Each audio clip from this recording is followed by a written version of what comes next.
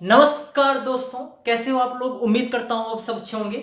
मैं Prince sir आपको इस यूट्यूब चैनल पर सोशियोलॉजी सब्जेक्ट पढ़ा रहा हूं। मेरा यूट्यूब चैनल प्रिंस 21 पांडे और इसके साथ मेरा मोबाइल नंबर है 9807781640, जिस पे आपको सोशियोलॉजी से संबंधित एनी क्वेरीज हो आप इस पे कांटेक्ट कर सकते हो।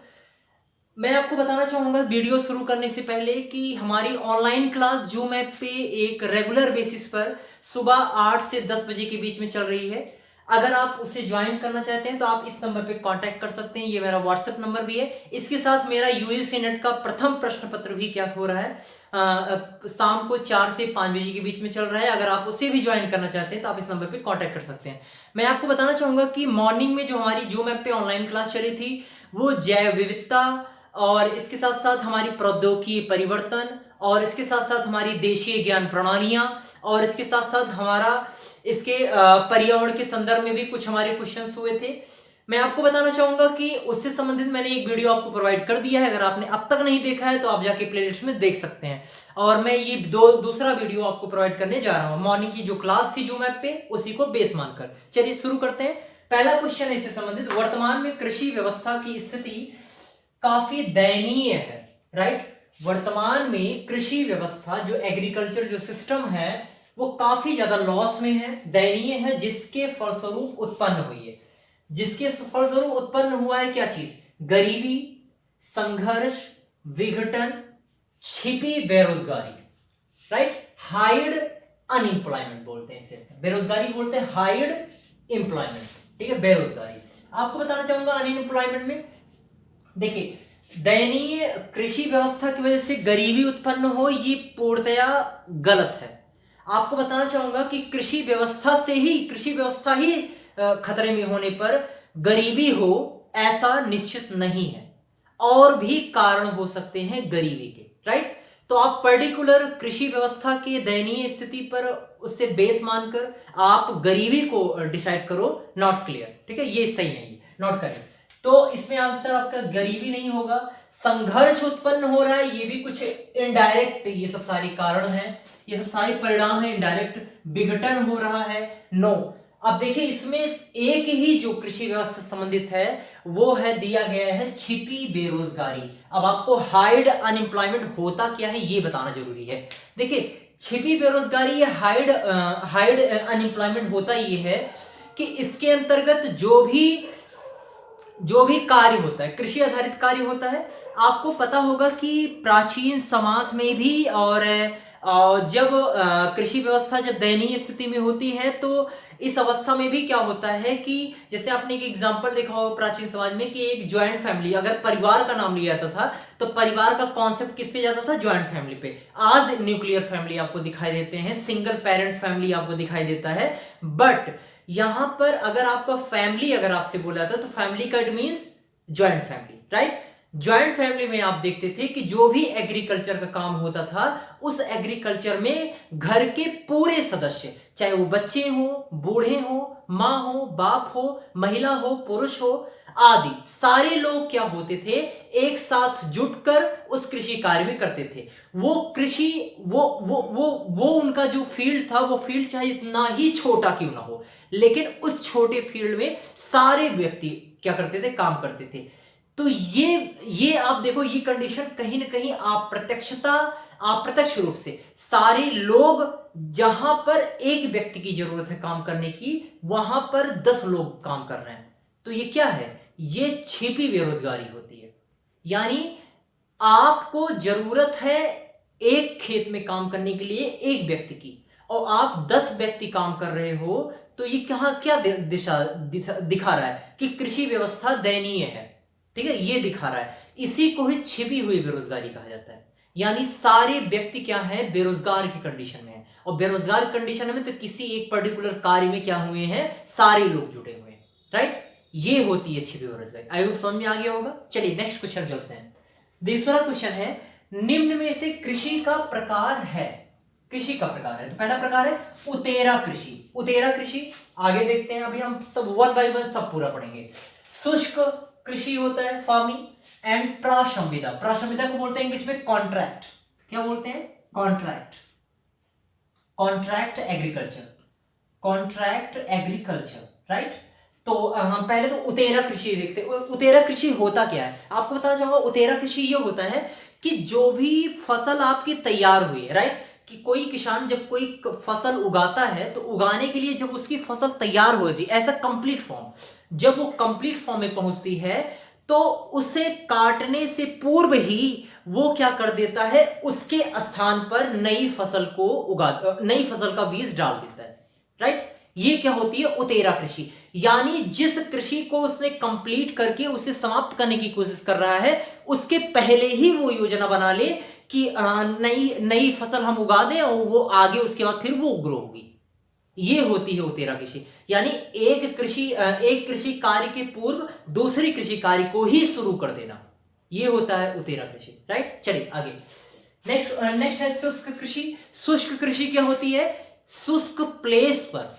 अब देखिए, शुष्क प्लेस यानी जो जहां पर बारिश की बूंदें हो ही ना, जहां पर बंजर हो, ऐसे क्षेत्रों में, या जहां पर जल का अभाव हो, ऐसे फील्ड में, ऐसे क्षेत्रों में जो कृषि कार्य होता है उसे कहते हैं शुष्क कृषि। अब यहां पे आपको बताना चाहूंगा कि एक चीज और इंपॉर्टेंट आता है पॉइंट, कि शुष्कता का निर्धारण किसके आधार पर करते हैं। तो मैंने आपको क्या बता दिया, बारिश, वर्षा, वर्षा कितना हो कि उसके आधार पर आप निर्धारित कर दो कि ये शुष्क वाली कृषि है और ये वाली नमी वाली कृषि है।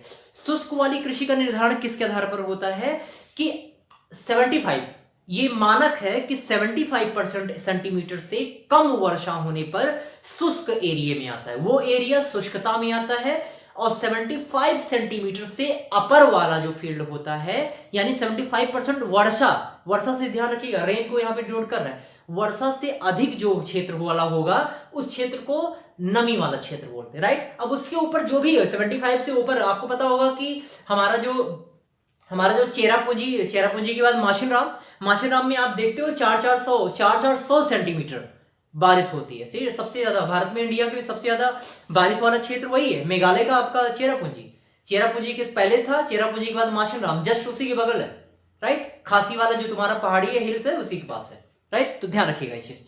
तो ये है शुष्क कृषि। शुष्कता का पहचान किसके आधार पर करते हैं, 70 सेंटीमीटर वर्षा कम होना, यानी 70% से कम वर्षा जो होती है वो वाला एरिया क्या कहलाता है, शुष्क एरिया कहलाता है, शुष्क कृषि। वहां पर कृषि शुष्क टाइप की कृषि की जाती है। नेक्स्ट है कॉन्ट्रैक्ट एग्रीकल्चर। क्या होता है, प्रासंविदा।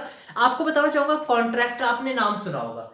कॉन्ट्रैक्चुअल एक्चुअल होता है कि जैसे आप एक कॉन्ट्रैक्ट एक उत्पादक वाला होगा और उत्पादक के साथ साथ एक जो उसका ओनर होता है, ओनर और उत्पादक के बीच में, प्रोड्यूसर के बीच में क्या होता है, एक कॉन्ट्रैक्ट, एक समझौता हो जाता है कृषि कार्य से संबंध को लेकर। यानी कहता है ओनर कि हमारा आप खेत ले लीजिए, हमारा जो भी फील्ड है वो आप लीजिए, इस पे काम करिए और इसके बदले मुझे एवज में आप कुछ दे दीजिएगा, राइट। इसका एक पार्ट, एक शेयर, जो भी शेयर मेरा बनता है उसके अकॉर्डिंग आप मुझे दीजिएगा और उसका शेष जो रिमेनिंग जो शेयर होगा वो आप ले लीजिएगा, राइट। ये कॉन्ट्रैक्चुअल होता है। या इसके अलावा और भी दूसरे टाइप का हो सकता है कॉन्ट्रैक्चुअल।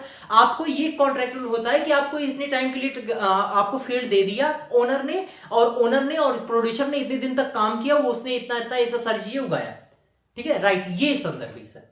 तो ये होता है कॉन्ट्रैक्चुअल एंड प्रासंविदा एग्रीकल्चर। तो आपको बताना चाहूंगा, यहां पर हम सिर्फ यही देखना चाह रहे थे कि कृषि की टाइप्स कौन कौन से हैं। तो शुष्क भी होता है, उतेरा कृषि होती है, प्रासंविदा कृषि होती है। तो इसका आंसर क्या हो जाएगा, all of above, D is correct answer, right. चलिए थर्ड क्वेश्चन पे आते हैं हम लोग।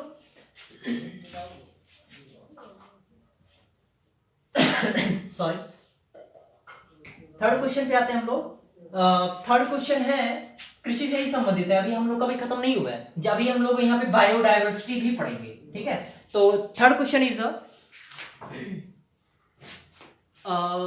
हाँ, जैव विविधता दर्शाती है। क्वेश्चन है जैव विविधता को इंग्लिश में क्या बोलते हैं, बायोडायवर्सिटी,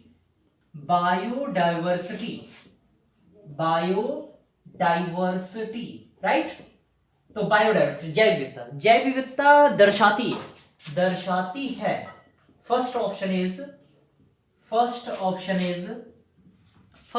इज जीव जंतु व पेड़ पौधों की प्रजातियां। पहला ऑप्शन है जीव जंतु व जीव जंतु व पेड़ पौधों की प्रजातियां, जीव जंतु व पेड़ पौधों की प्रजातियां, जीव जंतु व पेड़ पौधों की प्रजातियां। बी ऑप्शन इज पशुओं की प्रजातियां, पशुओं की जातियां, पशुओं की। अभी आप ध्यान से बस देखिए, मैं आपको अभी इक्वली करके पूरा समझा दूंगा, बस आपका आंसर भी, आप फिर क्वेश्चन भी सॉल्व कर पाओगे। थर्ड क्वेश्चन है भौगोलिक पर्यावरण। तीसरा ऑप्शन है भौगोलिक पर्यावरण। And D option is the last answer is सामाजिक वातावरण। डी ऑप्शन इज द सामाजिक वातावरण। ओके, सामाजिक वातावरण। ओके, चलिए तो हम लोग पहले जैव विविधता पर समझ लेते हैं। जैव विविधता होता क्या है, आपको बताना चाहूंगा कि डाइवर्सिटी अगर आप इसको थोड़ा तोड़ कर थोड़ा समझने का प्रयास करिए। जैव विविधता को अगर आप समझेंगे तो जैव यानी जीव, विविधता की इंग्लिश होती है डाइवर्सिटी समझते हो? डाइवर्स क्या होता है? और सिटी, डाइवर्स प्लस सिटी मिलकर बना डाइवर्सिटी। डाइवर्स में जानते हो क्या होता है? विभिन्नता होती है, किसी भी चीज की वैरायटी बताई रही है, अब वैरायटी ऑफ थिंग्स, किसी भी चीज की जो वैरायटी बताई जाती है उसको बोलते हैं विविधता। राइट, चलिए हम लोग पहले यहां पे देख लेते हैं थोड़ा। डाइवर्सिटी इसका मतलब होता है डाइवर्स होता है a variety of things, a variety of any things, किसी भी चीज की variety, a variety of things, a variety of anythings, right, किसी भी चीज की। लेकिन यहां पर विविधता किसकी बता रही है? जीवन आधारित विविधता बता रही है। यानी जीवन का यहां पे जैव का मतलब ये है कि कोई भी चीज जिसमें लाइफ है, जो लाइफफुल है, वो क्या है? जीव है, जैव है। तो जीव आधारित वैरायटी, विभिन्न जीवों की विभिन्न प्रकार की वैरायटी, ये होती है जैव विविधता। जैव विविधता में क्या क्या? तो अब यहां पे जीव जंतु भी जैविक होते हैं, पेड़ पौधे भी जीवन में भी माना जाता है, ध्यान रखिएगा इस चीज। इसके साथ साथ पशुओं की जातियां, जानवर में आ जाएगा, भौगोलिक पर्यावरण भी इसी में आता है, और चौथा वो सामाजिक वातावरण। देखिए अगर आपको बताना चाहूंगा यहाँ पे, तो यहाँ पर पशुओं के संदर्भ में अगर आप पशुओं बिल्कुल सही है, गलत नहीं है, लेकिन अगर आप ये यहाँ पे देखेंगे कि आंसर के अकॉर्डिंग यहाँ पे देखिए 4 ऑप्शन है, पशुओं की जातियां, राइट, पशुओं की नो डाउट, मुझे नहीं सही है ये। लेकिन अगर आप एप्रोप्रिएट आंसर देखेंगे तो एप्रोप्रिएट आंसर देखिए सी और डी तो होगा नहीं, जैसा कि जिस टाइप से मैंने आपको आंसर बताया। अगर आप देखोगे तो सी डी नहीं हुआ, आपको ए और बी में डिसाइड करना है। अब देखिए बी वाला भी आंसर बिल्कुल सही है, लेकिन कंपेयर टू ए के कंपैरिजन में ये क्या करता है? ये डाउन पड़ता है आंसर। तो आपका आंसर क्या हो जाएगा? इसका appropriate answer is A answer. जीव जंतु और पेड़ पौधों की प्रजातियां, यानी species of a variety of species of animals and plant and trees, right, ये चीज है। तो ये आपका आंसर हो जाएगा। जैव विविधता दर्शाती है जीव जंतु और पेड़ पौधों की प्रजातियां। ओके, चलिए हम नेक्स्ट क्वेश्चन चलते हैं। आई होप समझ में आ गया होगा। Fourth question is last question, ठीक है। और आप लोग कमेंट करते रहिए, जो भी आपका सुझाव है वीडियो के संबंध में, जो भी आपको क्वेश्चंस लेने हैं, और अपना टारगेट रखिए, अच्छे से पढ़ाई करते रहिए। जो भी क्वेश्चंस है हमारा, आपको मैंने बताया था क्वेश्चन आपका जो भी एग्जाम है ऐसे पेंडिंग में है, तो पेंडिंग में है ही, बट आपका एग्जाम शायद ऐसे सुनने में तो आ ही रहा है कि आपका सितंबर में, शायद ये अगस्त के लास्ट या सितंबर के फर्स्ट वीक, ठीक है, तो ध्यान रखिएगा। तो question fourth is question number 4, जैव विविधता का वितरण धरातल पर है। जैव विविधता का प्रकार पहले हम देख लेते हैं। जैव विविधता के प्रकार, जैव विविधता के प्रकार हैं। तो पहला ऑप्शन इज आनुवांशिक, जेनेटिक बोलते हैं इसे, आनुवांशिक जेनेटिक बोलते हैं। बी ऑप्शन इज प्रजातीय, species, and C option is परितंत्रीय, इकोसिस्टम, परितंत्रीय ecosystem, and D option is the last answer is all of above. Right. तो जैव विविधता मैंने आपको बता ही दिया था, प्रकार में आप बिल्कुल रख लीजिए। आनुवांशिक प्रकार का होता है, प्रजातीय प्रकार का होता है और परितंत्रीय इकोसिस्टम। यानी आनुवांशिक आधार पर इसका विभाजन होता है। जो भी आनुवांशिक आधार पर जुड़े होते हैं जीव जंतु, उनका इसमें अध्ययन किया जाता है। प्रजाति विभिन्न प्रकार की जातियां, प्रजातियों का अध्ययन। और परितंत्रीय में तो सारे जीव जंतु और पेड़ पौधों और इसके साथ साथ भौतिक भौगोलिक वातावरण का भी अध्ययन इसमें किया जाता है। यानी जल और स्थल से संबंधित सभी कारकों और इसके साथ साथ जो हमारा भौगोलिक वातावरण है, तापमान, सनलाइट हो गया, क्लाउड्स हो गए, ठीक है। और इसके साथ साथ आप इसमें और भी सारी चीजें जोड़ सकते हैं। भौगोलिक वातावरण में जो भी है वो सब सारी चीजें इसमें आती है परितंत्रीय में। तो इसका आंसर आपको क्या हो जाएगा? D answer is correct answer. चलिए हम लोग यहीं पे ब्रेक करते हैं और हम लोग नेक्स्ट आपको कल की क्लास के बाद हम लोग नेक्स्ट वीडियो आपको प्रोवाइड करूंगा। Thank you so much. Please do like, share and subscribe the video और press the bell icon. Thank you so much.